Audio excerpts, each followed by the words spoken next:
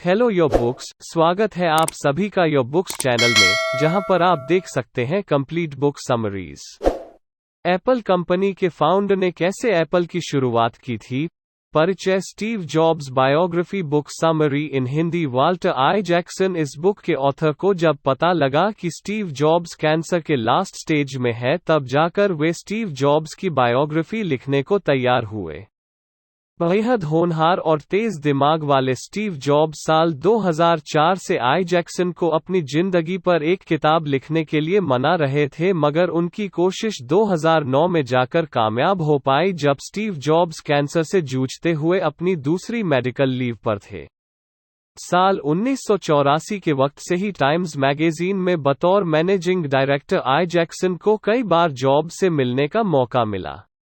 मगर उस महान इनोवेटर स्टीव जॉब्स ने जब पहली बार आई जैक्सन से खुद की बायोग्राफी लिखने के लिए कहा, तो आइजैक्सन उस दौरान एल्बर्ट आइंस्टीन पर लिख रहे थे और बेंजामिन फ्रैंकलिन पर उनकी लिखी किताब पहले ही फेमस हो चुकी थी।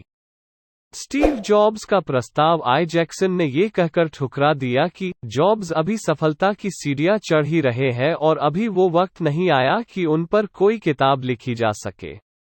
लेकिन ये स्टीव जॉब्स की पत्नी लॉरेन पावेल की कोशिशों का ही नतीजा था, जो उनसे स्टीव जॉब्स की बीमारी के बारे में जानकर आई जैक्सन ने अपना मन बदल लिया और आखिरकार इस काम के लिए तैयार हो गए।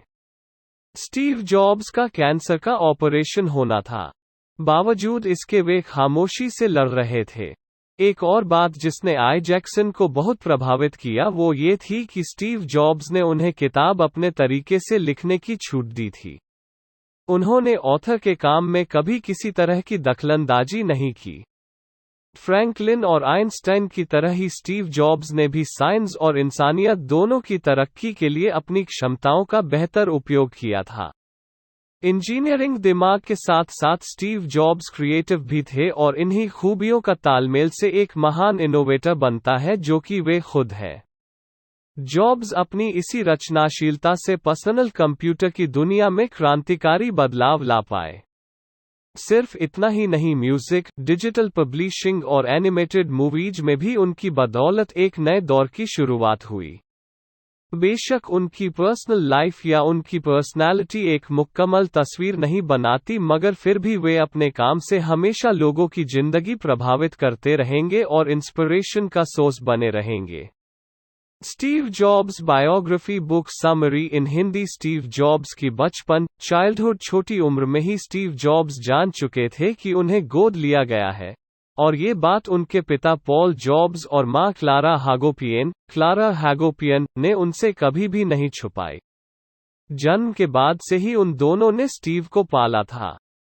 जब स्टीव जॉब्स 4 साल के थे, वो अपने पड़ोसी के घर पर एक लड़की के साथ खेल रहे थे, और स्टीव जॉब्स ने उस लड़की को बताया कि उन्हें अडॉप्ट किया गया है। इस बात पर वो लड़की बोली कि इसका मतलब तो है कि तुम्हारे असली माँ बाप तुम्हें पसंद नहीं करते थे, इसलिए उन्होंने तुम्हें छोड़ा।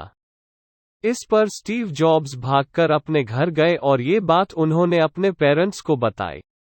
इस पर उनके पेरेंट्स ने उन्हें कहा कि सुनो स्टीव, हमने तुम्हें इसलिए चुना था क्योंकि तुम सबसे अलग हो, बहुत खास हो, स्पेशल हो, और शायद इसी वजह से स्टीव आत्मनिर्भर और मजबूत इरादों के इंसान बन पाए। उनके कार मैकेनिक पिता उनके पहले हीरो थे। बचपन में ही स्टीव जॉब्स इलेक्ट्रॉनिक्स में काफी इंटरेस्टेड थे। हालांकि वे पढ़ाई में कभी बहुत अच्छे नहीं रहे। क्लास में बैठना उन्हें अक्सर बोरिंग लगता था।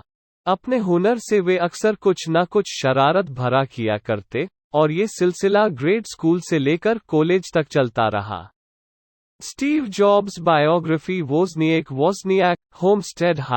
होम्स्टेड हाई में एक कॉमन फ्रेंड के जरिए स्टीव वोज़निएक और स्टीव जॉब्स की मुलाकात हुई। दोनों स्टीव बचपन से ही इलेक्ट्रॉनिक्स और मशीन में गजब के प्रतिभाशाली थे। जहां स्टीव जॉब्स अपने पिता की ही तरह एक बिजनेसमैन बनना चाहते थे, वही स्टीव वॉज के पिता, जिन्हें मार्केटिंग से चिढ़ थी, उन्होंने उन्हें इंजीनियरिंग में कुछ बेहतरीन करने के लिए प्रेरित किया। उम्र में स्टीव जॉब्स से 5 साल बड़े होने के बावजूद वो बेहद शर्मीले और हद से ज्यादा पढ़ाकू थे। अपने कॉमन दोस्त की गैराज में वे स्टीव जॉब्स से पहली बार मिले थे। इलेक्ट्रॉनिक्स में गहरी रुचि के साथ ही बॉब डायलन के म्यूजिक ने भी उनकी जोड़ी जमा दी थी। स्टीव जॉब्स की कॉलेज ड्रॉप आउट जहां वोज़निएक ने बर्कली यूनिवर्सिटी जाने के फैसला कर लिया था, वही स्टीव जॉब्स अभी कंफ्यूजन में ही थे कि अपने लिए कौन सा कॉलेज चुने, क्योंकि स्टीव जॉब्स के असली पेरेंट्स ने उन्हें इसी शर्त पर गोद दिया था कि उनकी स्कूली पढ़ाई पूरी कराई जाएगी। इसलिए उनके अडॉप्टिव पेरेंट्स को उनकी कॉलेज फीस जुटाने के लिए कड़ी मेहनत करनी पड़ी। जॉब्स ने फैसला किया कि वे नज़दीकी स्टैनफोर्ड यूनिवर्सिटी नहीं जाएंगे। वे किसी ऐसी जगह जाना चाहते थे जो उससे ज़्यादा आर्टिस्टिक और इंटरेस्टिंग हो।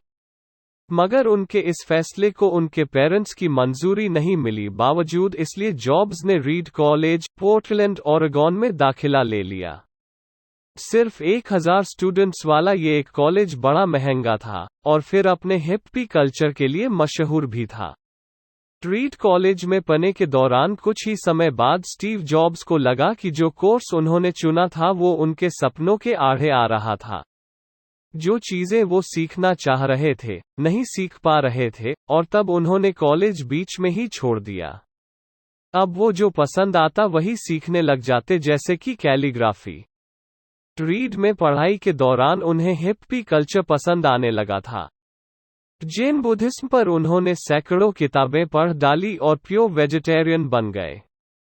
उन्होंने बाल कटवाना छोड़ दिया था और पूरे कैंपस में नंगे पांव घूमा करते।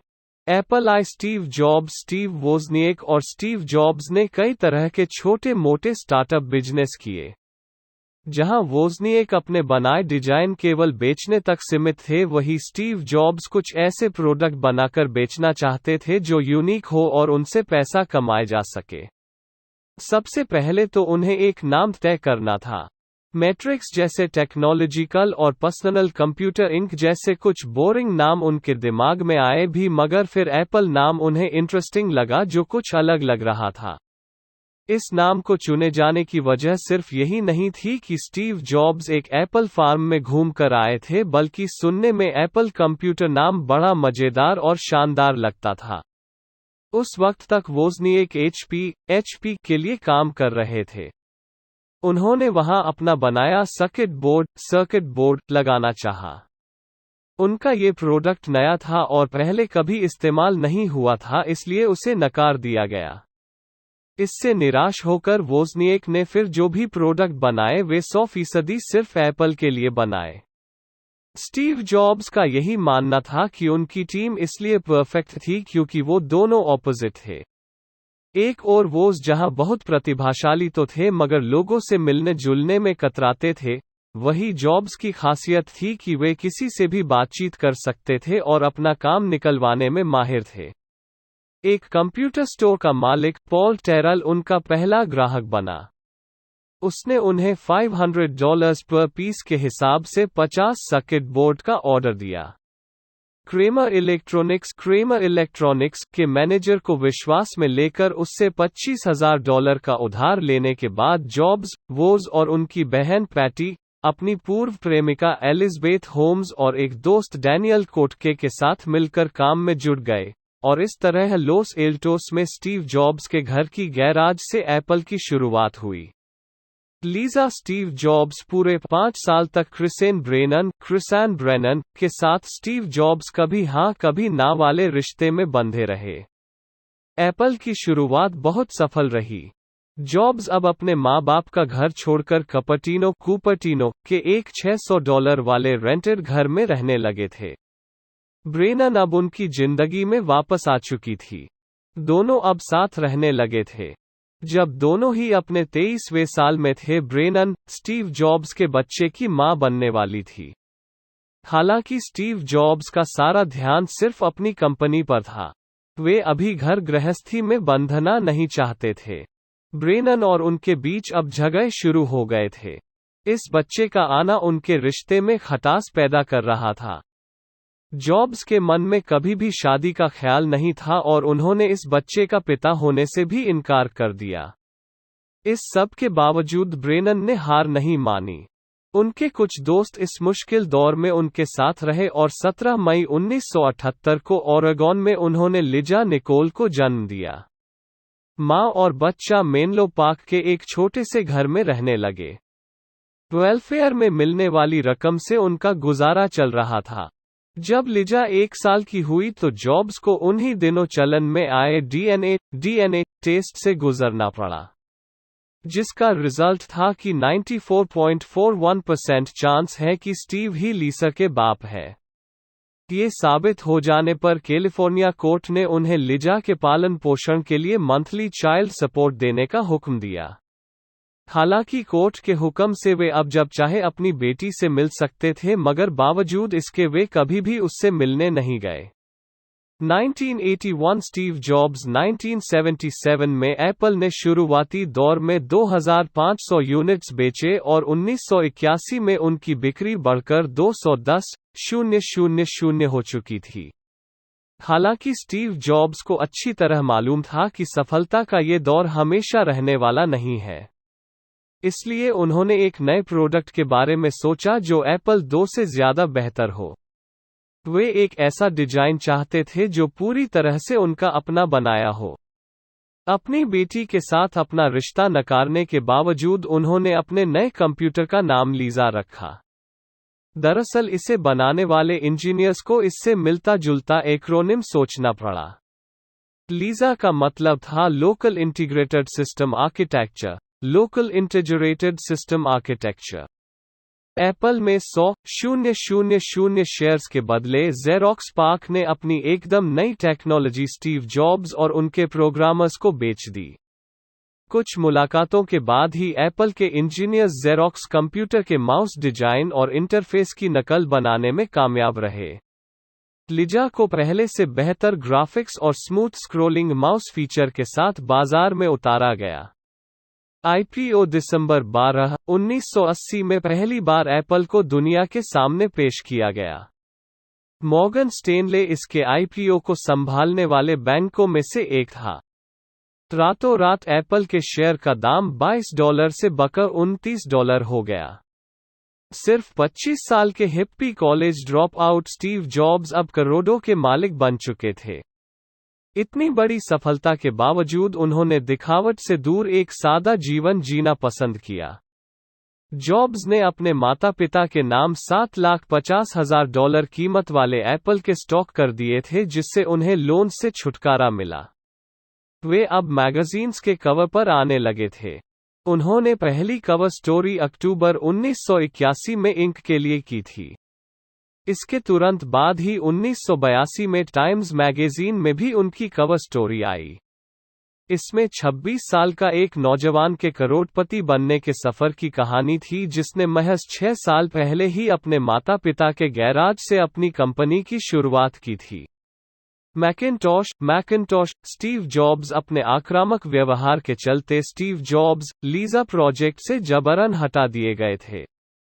इसी दौरान जेफ रस्किन नामक एप्पल के एक इंजीनियर एक ऐसा बेहद सस्ता कंप्यूटर बनाने में जुटे थे जिसे कोई भी खरीद सकता था, और अपने इस प्रोजेक्ट का नाम उन्होंने मैकिन्टोश रखा, जो उनके पसंदीदा सेब की एक किस्म का नाम था। अब क्योंकि स्टीव जॉब्स लीजा वाला प्रोजेक्ट खो चुके थे, तो उनका सारा ध्यान रस्किन के प्रोजेक्ट पर लगा रहा। रस्किन का सपना एक ऐसा सस्ता कंप्यूटर बनाने का था जो स्क्रीन और कीबोर्ड के साथ महज $1,000 की लागत का हो। स्टीव जॉब्स ने उनसे कहा कि वे सिर्फ मैकिन्टॉश बनाने पर ध्यान दें और कीमत की फिक्र ना करें।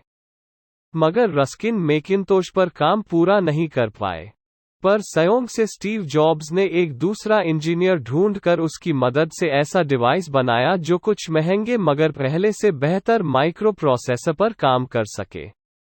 मैक लीजा से भी बेहतर माउस और ग्राफिक इंटरफेस के साथ बाजार में उतरा। जॉब्स न केवल एक तेज दिमाग वाले इंजीनियर थे, बल्कि एक एक्स्ट्रा ऑर्डिनरी डिजाइनर भी थे। उनके लिए प्रोडक्ट डिजाइन किसी कला से कम नहीं था। सिंपल इज सोफेस्टिकेटेड, यही मैक और एप्पल का मोटो था। वे चाहते थे कि मैक एक छोटे से पैकेज में आ सकने लायक हो जो अंदर बाहर से बेहद आधुनिक लगे। इसके अलावा उन्होंने मैक के विंडोज, आइकॉन्स, फ़ॉन्ट्स और बाहरी पैकेजिंग की डिजाइन पर भी खास ध्यान दिया था। अनगिनत प्रपोजल और रिवीजन्स के बाद स्टीव जॉब्स ने अपनी पूरी डिजाइन टीम के एक पेपर पर सिग्नेचर करवाए। इन सभी 50 सिग्नेचर्स को हर मैकिंटॉश कंप्यूटर के अंदर खुदवाया गया। मैक के डिजाइन और टेक्नोलॉजी की खुशी का एक जश्न मनाया गया। माइक्रोसॉफ्ट बिल गेट्स और स्टीव जॉब्स ने मिलकर एक एग्रीमेंट किया। ये एग्रीमेंट मैकिंटॉश को माइक्रोसॉफ्ट सॉफ्टवेयर के साथ तैयार करके बाजार में लाने के बारे में था, और शर्त थी कि प्रोग्राम में एप्पल का लोगो जरूर रहेगा। लेकिन ये साझेदारी टिक नहीं पाई। इस मुद्दे पर बातचीत के दौरान जॉब्स और गेट्स की अक्सर बहस हो जाया करती थी। गेट्स का बैकग्राउंड स्टीव जॉब्स से बिल्कुल अलग था। उनके पिता वकील थे और मां एक सिविक लीडर थी। गेट्स अपने खास तबके वाले प्राइवेट स्कूल के वक्त से ही टेक्नोलॉजी के कीड़े रहे थे, और उन्होंने जॉब्स की तरह कभी कोई प्रैंक नहीं खेला था। हार्वर्ड की पढ़ाई बीच में ही छोड़कर गेट्स ने अपनी खुद की सॉफ्टवेयर कंपनी शुरू कर ली थी। जॉब्स दूरदर्शी व्यक्ति थे जिनमें अपने काम के प्रति दीवानगी थी, और इसी वजह से कभी-कभी उनका लहजे में एक रूखापन आ जाता था। इसके उलट बिल गेट्स डिसिप्लिन के पक्के थे, प्रैक्टिकल थे, जो सोच समझकर कदम उठाते थे। ये संयोग था कि दोनों का ही जन्म 1955 में हुआ था। दोनों ही कॉलेज ड्रॉप आउट थे जो पर्सनल कंप्यूटर की दुनिया में एक क्रांतिकारी बदलाव लाए थे। गेट्स माइक्रोसॉफ्ट सॉफ्टवेयर को अलग-अलग तरह के प्लेटफॉर्म में खोलना चाहते थे, मगर स्टीव जॉब्स चाहते थे कि एप्पल के लिए अलग से कुछ खास सॉफ्टवेयर रहे। उनका ये मतभेद चलता रहा और आखिरकार उनके इस मतभेद का फायदा IBM के पर्सनल कंप्यूटर्स को हुआ। माइक्रोसॉफ्ट ने पहले अपना ऑपरेटिंग सिस्टम DOS निकाला और बाद में विंडोज 1.0। इस पर जॉब्स ने कहा था, माइक्रोसॉफ्ट की समस्या ये है कि उनके अंदर क्रिएटिविटी की कमी है। उनके आइडियाज ना तो असली होते हैं, ना ही उनके प्रोडक्ट में कोई कल्चर होता है। स्टीव जॉब्स बायोग्राफी त्यागपत्र Steve jobs Lisa project Steve jobs के हाथों से छीनकर उन्हें बोर्ड का नॉन एग्जीक्यूटिव सदस्य बना दिया गया था। बेशक उनके पास एप्पल के 11% शेयर थे, फिर भी उनके पास अब ज्यादा अधिकार नहीं रहे। 1985 में उन्होंने प्रेसिडेंट जॉन स्क्ली से कहा कि वे एक अलग कंपनी खोलना चाहते हैं। स्टीव जॉब्स ने कहा कि उनकी ये कंपनी एप्पल से अलग होगी मगर उसकी कंपेटिटर नहीं होगी। जॉब्स ने अपनी इस नई कंपनी का नाम नेक्स्ट रखा। उन्होंने स्क्ली से कहा कि उन्हें 5 लो लेवल एम्प्लॉइज चाहिए जिन्हें वे नेक्स्ट में रख सके। जब स्टीव जॉब्स ने स्क्ली को 5 कर्मचारियों के नाम बताए तो स्क्ली नाराज हो गए, क्योंकि जिन लोगों के नाम स्टीव जॉब्स ने सुझाए थे वे बिल्कुल भी लो लेवल के नहीं थे। बोर्ड मेंबर को लग रहा था कि जॉब्स अब कंपनी के प्रति ईमानदार नहीं रहे और एक चेयरमैन के तौर पर अपने फर्ज से मुंह मोड़ रहे हैं। सबने एकजुट होकर जॉब्स का विरोध करने का निर्णय लिया। मीडिया में इस बात की चर्चा जोर शोर से होने लगी कि स्टीव जॉब्स को चेयरमैन के पद से निकाला जा रहा है। मगर त्यागपत्र का ख्याल उनके मन में तब से ही था जब उन्होंने नेक्स्ट के बारे में सोचा था। आखिर में उन्होंने एग्जीक्यूटिव माइक मार्कुलर को अपना त्यागपत्र मेल कर दिया। स्टीव जॉब्स के त्यागपत्र की ये कुछ पंक्तियां थी, अब कंपनी एक ऐसा रवैया दिखाती नजर आ रही है जो मेरे और मेरे न्यू वेंचर के लिए सेफ नहीं लग रहा है। जैसा कि आप जानते हैं कि कंपनी की नई गाइडलाइंस में मेरे लिए करने को कुछ अधिक नहीं बचा, यहां तक कि रेगुलर मैनेजमेंट रिपोर्ट पर भी मेरा कोई अधिकार नहीं रह गया है। मैं अभी सिर्फ 30 का हूं और बहुत कुछ हासिल करने की इच्छा रखता हूं। पिक्सर और toy story Steve jobs George Lucas अपने कंप्यूटर डिवीजन के लिए किसी खरीदार की तलाश में थे। एक दोस्त ने जॉब्स को सलाह दी कि उन्हें लुकास फिल्म कंप्यूटर डिवीजन के प्रमुख एड कैटमुल से मिलना चाहिए। स्टीव जॉब्स टेक्नोलॉजी के साथ आर्ट को मिलाने में बहुत ज्यादा इंटरेस्टेड थे। जब वे डिवीजन गए तो वहां का काम देखकर पूरी तरह हैरान रह गए। डिवीजन मुख्य रूप से डिजिटल इमेजेस के लिए सॉफ्टवेयर और हार्डवेयर बेच रहा था। दूसरी तरफ यहां पर एनिमेटर्स थे जो शॉर्ट फिल्म्स बनाया करते थे। इस छोटी सी एनिमेशन टीम के मुखिया थे जॉन लासेटर। स्टीव जॉब्स ने तुरंत ही ये डील पक्की कर ली और 70% शेयर उनके हो गए। इस डिवीजन का सबसे खास प्रोडक्ट था पिक्सर इमेज कंप्यूटर और इसलिए नई कंपनी का नाम भी पिक्सर रखा गया। इस्क 3D ग्राफिक इमेजिंग सॉफ्टवेयर में डिज्नी ने बहुत रुचि दिखाई। उन दिनों डिज्नी का एनिमेशन डिपार्टमेंट बुरी हालत में था। पिक्सर का सॉफ्टवेयर पहली बार डिज्नी के लिटिल मरमेड में इस्तेमाल किया गया। इसी बीच जॉन लासेटर और स्टीव जॉब्स मिलकर एक ऐसी कहानी सोच रहे थे जो बेजान चीजों की भावनाओं के बारे में हो। लासेटर एक होनहार एनिमेटर थे जो कैलिफोर्निया इंस्टीट्यूट ऑफ आर्ट से पढ़कर निकले थे। जब टॉय स्टोरी को बेशुमार सफलता मिली तो एक असमंजस पैदा हुआ कि ये डिज्नी की फिल्म हो या जॉन लासेटर की। तब स्टीव जॉब्स डिज्नी के साथ टॉय स्टोरी और बाकी की एनिमेशन फिल्मों के मालिकाना हक में बराबर की हिस्सेदारी के लिए तैयार हो गए। मोना और लिजा स्टीव जॉब्स सन 1980 से ही स्टीव जॉब्स गुपचुप तरीके से अपने असली माँ बाप की तलाश में जुटे हुए थे और इसके लिए उन्होंने जासूसी सेवा की मदद ली और आखिरकार उन्होंने अपनी असली माँ को ढूंढ निकाला। उनकी माँ का नाम जोआन शीबले था और वो लॉस एंजेलिस में रहती थी। जोआन स्टीव के असली पिता अब्दुल फैटा जंडाली से अलग रहती थी जो कि एक सीरियन थे। उनकी शादी सफल नहीं रही थी, मगर उन्होंने जॉब्स को बताया कि मोना सिम्पसन नाम की उनकी एक हाफ सिस्टर भी है। जॉब्स मोना से न्यूयॉर्क में मिले।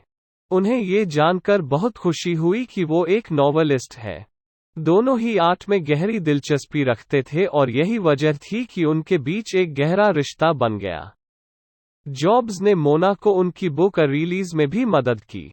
दोनों एक दूसरे को बहुत पसंद करते थे और उनके बीच मजबूत दोस्ती का रिश्ता बन गया।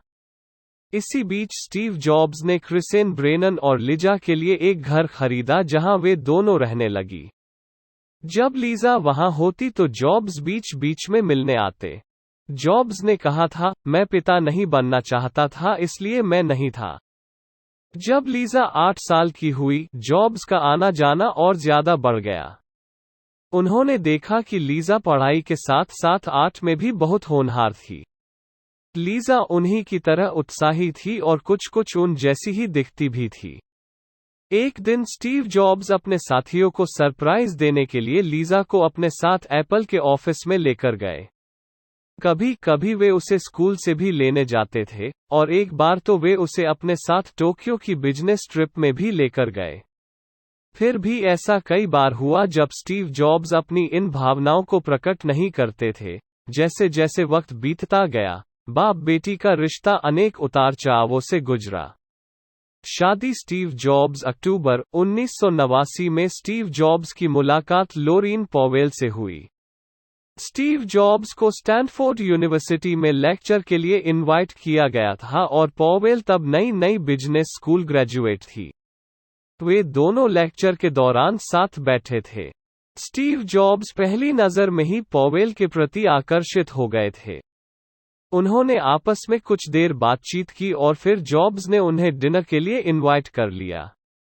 लॉरीन पॉवेल एक स्मार्ट, आत्मनिर्भर और पढ़ी लिखी औरत थी। उनका सेंस ऑफ ह्यूमर गजब का था और वे शाकाहारी थी। स्टीव जॉब्स इससे पहले कई औरतों को डेट कर चुके थे मगर पॉवेल से उन्हें सच में प्यार हो गया था। दिसंबर 1990 में वे दोनों छुट्टियां बिताने के लिए हवाई गए। क्रिसमस पर स्टीव जॉब्स ने पॉवेल को शादी के लिए प्रपोज किया और फिर मार्च 18, 1991 में योसेमाइट नेशनल पार्क में वे दोनों शादी के बंधन में बंध गए। उस वक्त जॉब्स 36 साल के थे जबकि पॉवेल 27 की थी। करीब 50 लोग इस शादी में शामिल हुए थे जिनमें जॉब्स के पिता और उनकी बहन मोना भी थी। शादी के बाद ये जोड़ा पालो आल्टो के एक 2 स्टोरी में शिफ्ट हो गया था। स्टीव और लॉरीन के 3 बच्चे हैं, पॉल रीड, एरिन सिएना और Eve. Restoration. Steve Jobs Mac के ग्राफिकल यूजर इंटरफेस का पता लगाने में माइक्रोसॉफ्ट को कुछ वक्त लगा। साथ ही कंपनी ने अब विंडोज 3.0 भी निकाला। विंडोज 95 के रिलीज के साथ ही माइक्रोसॉफ्ट ने मार्केट को डोमिनेट कर दिया। ये अब तक का सबसे बढ़िया ऑपरेटिंग सिस्टम था। इस दौरान एप्पल की सेल लगातार घट रही थी। स्टीव जॉब्स को लगा कि स्क्ली ने एप्पल को प्रॉफिट ओरिएंटेड बनाया है। वो मैक को अपग्रेड करके अफोर्डेबल नहीं बना पाए थे।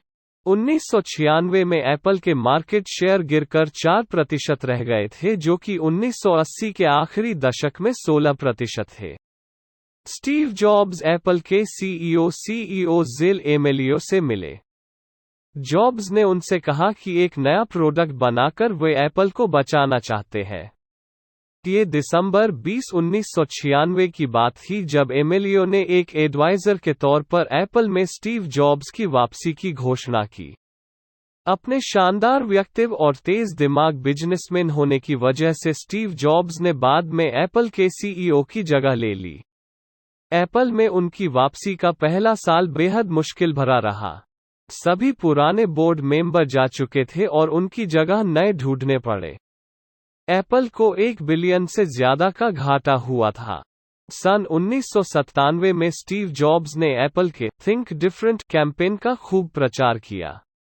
उन्होंने इसके लिए बेहतर मार्केटिंग और एडवर्टाइजिंग पर जोर दिया। इस दौरान वे पिक्सर, एप्पल और अपने परिवार के बीच एक संतुलन बनाए रखने की कोशिश कर रहे थे। साल 1998 तक एप्पल ने एक बार फिर से $309 मिलियन का प्रॉफिट हासिल किया। स्टीव जॉब्स और उनकी कंपनी दोनों की गाड़ी एक बार फिर से पटरी पर दौड़ने लगी। जब स्टीव जॉब्स अपने 30वें साल में थे, एप्पल ने उन्हें कंपनी से निकाल बाहर फेंका था। मगर उन्होंने हार नहीं मानी। उन्होंने अपना सारा ध्यान अपने परिवार, पिक्सर और नेक्स्ट को दिया। अपने 40वें साल में टॉय स्टोरी बनाकर उन्होंने कामयाबी की ऊंचाई को छुआ। एप्पल में अपनी वापसी के साथ उन्होंने साबित कर दिया कि 40 के पार की उम्र में भी लोग बहुत कुछ हासिल कर सकते हैं। अपने 20वें साल में स्टीव जॉब्स पर्सनल कंप्यूटर की दुनिया में एक क्रांति लेकर आए। उनका ये प्रयास संगीत, mobile phones, tablet, apps, books और जर्नलिज्म के क्षेत्र में भी जारी रहा। iMac और Apple store. Steve Jobs biography. साल 1998 में स्टीव जॉब्स ने मैकिन्टॉश को iMac के साथ रीइन्वेंट किया। एक बार फिर उन्होंने प्रोडक्ट बनाया जो मॉनिटर और कीबोर्ड के साथ एक मुकम्मल कंप्यूटर था। iMac को पूरी तरह से एक होम कंप्यूटर के रूप में बनाया गया था। जॉब्स ने प्रोडक्ट की लॉन्चिंग मैकिन्टॉश के साथ एक नए तरह के थिएटर में की थी। iMac को भी उन्होंने इसी तरह लॉन्च किया। $1299 की कीमत का iMac एप्पल का हाथों हाथ बिकने वाला प्रोडक्ट बन गया था। 1999 में शहर की प्रमुख सड़कों या फिर किसी मॉल में एक भी टेक स्टोर नहीं था।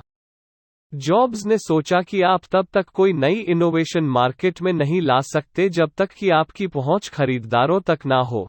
तब उन्हें एप्पल के रिटेल स्टोर खोलने का विचार सूझा। एक दिन उनके एक साथी ने उनसे पूछा, क्या एप्पल भी गैप की ही तरह एक बड़ा ब्रांड है? स्टीव जॉब्स ने जवाब दिया कि एप्पल उससे भी बड़ा ब्रांड है। सबसे पहला एप्पल स्टोर मई 2001 में वर्जीनिया में खोला गया। सफेद रंग के काउंटर और वुडन फ्लो वाले इस स्टोर में एप्पल के सभी प्रोडक्ट थे। साल 2004 तक एप्पल ने रिटेल इंडस्ट्री में $1.20 बिलियन के मुनाफे के साथ एक रिकॉर्ड बना लिया था। 2006 में एप्पल का 5वां एवेन्यू स्टोर मैनहट्टन में खोला गया। इसमें जॉब्स के trademark minimalist design from glass cube से लेकर स्टेयरकेस तक थे। साल 2011 आते आते पूरी दुनिया में एप्पल के 326 स्टोर खुल चुके थे। एप्पल आईट्यून्स और आईपॉड। स्टीव जॉब्स साल 2000 में अमेरिका में 320 मिलियन के करीब ब्लैंक सीडी बिकी। लोग सीडी से गाने अपने कंप्यूटर में डालते थे। स्टीव जॉब्स म्यूजिक की दुनिया में भी कुछ नया करना चाहते थे। हालांकि उन्हीं ने मैक को सीडी बर्नर के साथ बनाया था, मगर फिर भी वे कोई और आसान तरीका सोच रहे थे जिससे गाने सुनने के लिए म्यूजिक आसानी से कंप्यूटर में ट्रांसफर किया जा सके। उस वक्त जो विंडोज का मीडिया प्लेयर था, वो स्टीव जॉब्स को बहुत कॉम्प्लिकेटेड लगा। इसी दौरान एप्पल के दो पुराने इंजीनियर ने साउंडियम नाम से एक म्यूजिक सॉफ्टवेयर तैयार किया। एप्पल ने उन्हें वापस कंपनी में लिया और साउंडियम को रीइन्वेंट करने के बाद आईट्यून्स बनाया। स्टीव जॉब्स ने आईट्यून्स को जनवरी 2001 में इस स्लोगन के साथ लॉन्च किया, रिव, मिक्स, बर्न। स्टीव जॉब्स ने सोचा, म्यूजिक प्ले करने के लिए एक ऐसा पोर्टेबल डिवाइस हो जिसे आईट्यून्स के साथ पार्टनर किया जा सके। जब वे जापान में थे तब उन्हें एक नए प्रोडक्ट के बारे में पता चल जिसे तोशिबा बना रहा था। सिल्वर कॉइन जितना छोटा ये डिवाइस 5 GB यानी 1000 गाने तक स्टोर कर सकता था। ये डिवाइस तोशिबा ने बना तो लिया था, मगर उसका सही उपयोग स्टीव जॉब्स को पता था। और हमेशा की ही तरह स्टीव जॉब्स चाहते थे कि जो भी एप्पल प्रोडक्ट बने वो इस्तेमाल में आसान हो। उन्होंने सोचा, चूंकि आईपॉड पहले से ही छोटा था तो प्लेलिस्ट को कंप्यूटर के साथ बनाया जाए। तब आईपॉड को आईट्यून्स की मदद से सिंक किया जा सकता था। इसके बाद गानों के कॉपीराइट और आईट्यून्स स्टोर्स के लिए स्टीव जॉब्स कुछ बड़ी म्यूजिक कंपनियों से मिले। कैंसर स्टीव जॉब्स ये अक्टूबर 2003 की बात थी जब स्टीव जॉब्स को पता चला कि उन्हें कैंसर है। उन्हें पहले एक बार किडनी स्टोन हो चुका था, इसलिए तसल्ली के लिए वे सिर्फ कैट स्कैन के लिए गए थे।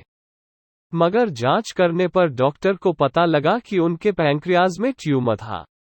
स्टीव जॉब्स की बायोप्सी की गई जिससे ये पता चला कि ट्यूमर निकालकर कैंसर को शरीर में फैलने से रोका जा सकता है। मगर स्टीव जॉब्स सर्जरी नहीं कराना चाहते थे। इसके बदले उन्होंने पूरी तरह से वेजिटेरियन होकर एक्यूपंक्चर इलाज का सहारा लिया। हालांकि उनकी पत्नी और दोस्त उन्हें सर्जरी करवाने के लिए मनाते रहे कि उन्हें सच में ऑपरेशन की जरूरत है। ये बात समझने में उन्हें 9 महीने लगे। जुलाई 2004 में जॉब्स ने अपना दूसरा कैट स्कैन करवाया। ट्यूमर बढ़ चुका था। मजबूरन उन्हें सर्जरी करवानी पड़ी और इसमें उनके पैंक्रियाज का एक हिस्सा निकाल दिया गया। वे सितंबर से वापस अपने काम पर जाना चाहते थे, मगर बदकिस्मती से उनका कैंसर पूरी तरह उनके शरीर में फैल चुका था। स्टीव जॉब्स की कीमोथेरेपी चलती रही। जब उन्हें स्टैनफोर्ड के कमेंसमेंट एक्सरसाइज के लिए इनवाइट किया गया तो स्टीव जॉब्स ने अपने कैंसर के ठीक हो जाने की घोषणा की। साल 2005 में उनकी पत्नी ने उनके जन्मदिन पर एक सरप्राइज पार्टी रखी। उन्होंने अपना 50वां जन्मदिन अपने परिवार, दोस्तों और साथियों के साथ मिलकर मनाया। Apple iPhone Steve Jobs biography सारी दुनिया आईपॉड की दीवानी हो गई थी। साल 2005 तक ये एप्पल का कुल 45% रिवेन्यू कमा रहा था, और हमेशा की ही तरह स्टीव जॉब्स कुछ और इनोवेट करने में लगे थे। उन्होंने अपना ये तर्क बोर्ड के सामने रखा कि जो कभी डिजिटल कैमरा के साथ हुआ वो आईपॉड के साथ भी हो सकता है। इस समस्या से निपटने के लिए एप्पल को अपना खुद का फोन बनाना जरूरी था जिसमें इन बिल्ट कैमरा के साथ साथ म्यूजिक प्लेयर भी हो। उन्होंने इस बारे में सोचा और मोटोरोला के साथ टाई अप करने के लिए नेगोशिएट किया। मगर स्टीव जॉब्स पूरी तरह संतुष्ट नहीं हो पाए। उन्हें मार्केट में उपलब्ध एक भी सेल फोन पसंद नहीं आया। इसके अलावा स्टीव जॉब्स अपने फोन के लिए एक पोटेंशियल मार्केट भी सोच रहे थे। स्टीव जॉब्स किसी को जानते थे जो माइक्रोसॉफ्ट के लिए टैबलेट पीसी बना रहा था। जो इंजीनियर इसे बना रहा था वो इसके बारे में क्लासिफाइड जानकारी दे रहा था। माइक्रोसॉफ्ट का ये टैबलेट स्टाइल्स के साथ आता था। लेकिन स्टीव जॉब्स ने अपने इंजीनियर से पूछा कि क्या वे ऐसा एप्पल प्रोडक्ट बना सकते हैं जिसमें टच स्क्रीन हो। जब आईफोन का डिजाइन तैयार करके उनके सामने पेश किया गया, जॉब्स ने कहा, यही फ्यूचर है। कैंसर की वापसी। स्टीव जॉब्स 2008 तक स्टीव जॉब्स का कैंसर बुरी तरह उनके शरीर में फैल चुका था। असहनीय दर्द के अलावा उन्हें ईटिंग डिसऑर्डर से भी जूझना पड़ रहा था। स्टीव जॉब्स को जवानी के दिनों में अक्सर खाली पेट रहने और एक एक्सट्रीम डाइट की आदत थी। कैंसर की लाइलाज बीमारी में भी वे खाने के प्रति लापरवाह थे। उस साल जॉब्स का वजन लगभग 40 पाउंड घट गया था। जब वे आईफोन 3G को दुनिया के सामने लेकर आए तो मीडिया ने उनके वजन कम होने पर ज्यादा इंटरेस्ट दिखाया। सिर्फ महीने भर में ही एप्पल के स्टॉक घटने लगे थे। आखिरकार जॉब्स को जनवरी 2009 में मेडिकल लीव पर जाना पड़ा। उसके 2 महीने बाद ही उनका लीवर ट्रांसप्लांट का ऑपरेशन हुआ। उनके लीवर में ट्यूमर पाया गया और डॉक्टर इस बात से और चिंतित हो गए थे। स्टीव जॉब्स के मेडिकल लीव पर जाने पर एप्पल के मैनेजमेंट में कुछ अरेंजमेंट किए गए। धीरे धीरे स्टॉक प्राइस कुछ सुधरे। एक कॉन्फ्रेंस कॉल के दौरान ऑपरेशन मैनेजर टिम कुक ने कहा, हमें इस बात का यकीन है कि हम इस दुनिया में सिर्फ महान प्रोडक्ट बनाने के लिए हैं और ये हमेशा होता रहेगा। यहाँ कौन क्या काम कर रहा है, इस बात की परवाह किए बगैर हमारा सारा ध्यान सदा इनोवेटिंग पर रहा है। ये वैल्यूज कंपनी के साथ इस कदर जुड़े हुए हैं कि एप्पल हमेशा बेहतरीन करता रहेगा। स्टीव जॉब्स हालांकि बीमारी में भी शांत नहीं थे। उनका जुझारूपन अभी कायम था। साल 2010 में वे ठीक होकर फिर से एप्पल आने लगे थे। कैंसर भी उन्हें रोक नहीं पाया और उन्होंने आईपैड के बाद आईपैड 2 और आईक्लाउड डेवलप किया। आखिरी बोर्ड मीटिंग। Steve jobs. ये साल 2011 था। जॉब्स को उनके डॉक्टर्स ने बताया कि ट्यूमर उनकी हड्डियों और बाकी ऑर्गन्स में भी फैल चुका था। इसके साथ ही दर्द, वजन घटना, ईटिंग डिसऑर्डर, नींद न आना और मूड स्विंग्स जैसी अन्य परेशानियों से उनकी हालत बदतर होती जा रही थी।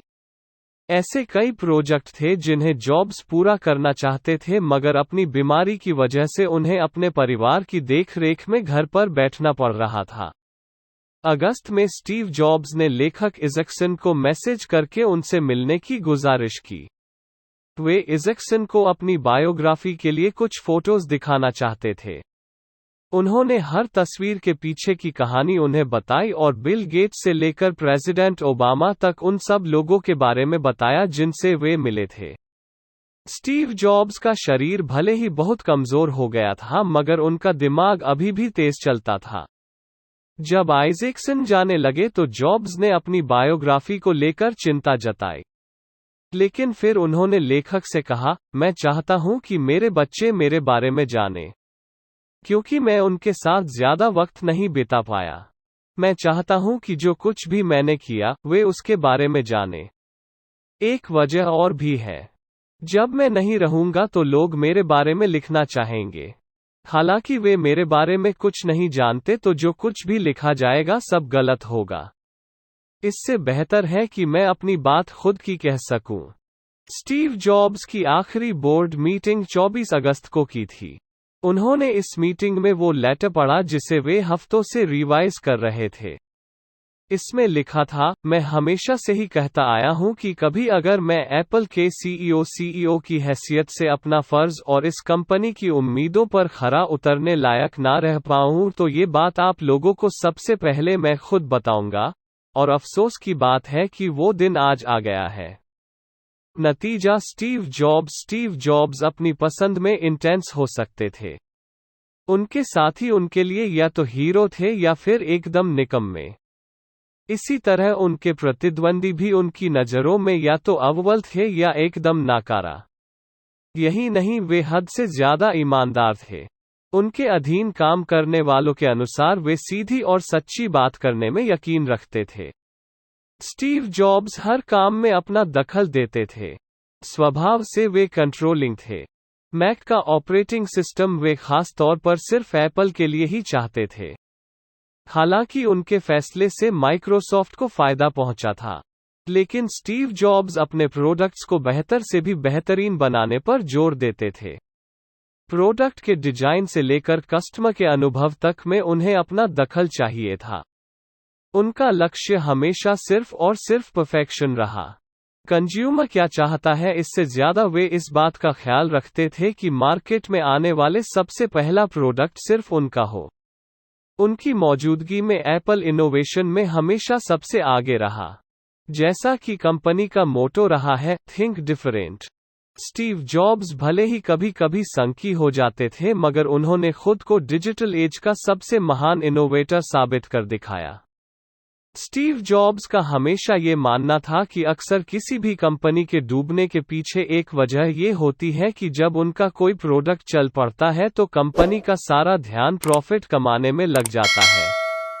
मगर एक कामयाब कंपनी वही होती है जो आखिर तक कायम रहती है, क्योंकि उनका मकसद सिर्फ पैसा कमाना नहीं होता बल्कि हर बार बेहतर करना ही उनका लक्ष्य होता है, और एप्पल के लिए वो यही लक्ष्य चाहते थे।